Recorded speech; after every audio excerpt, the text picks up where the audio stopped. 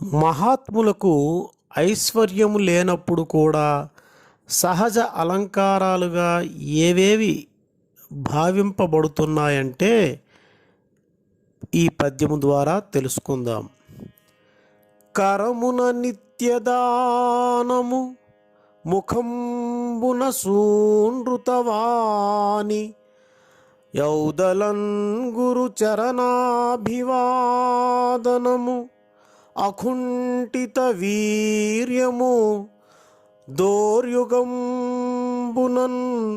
వరహృదయంబునన్ విశదవర్తనము, అంచిత విద్య వీనులన్ సురుచిర భూషణంబులివి, సూరులకున్ సిరిలేనియప్పుడున్,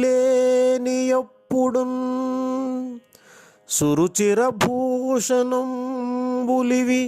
సూరులకున్ సిరిలేనియప్పుడున్.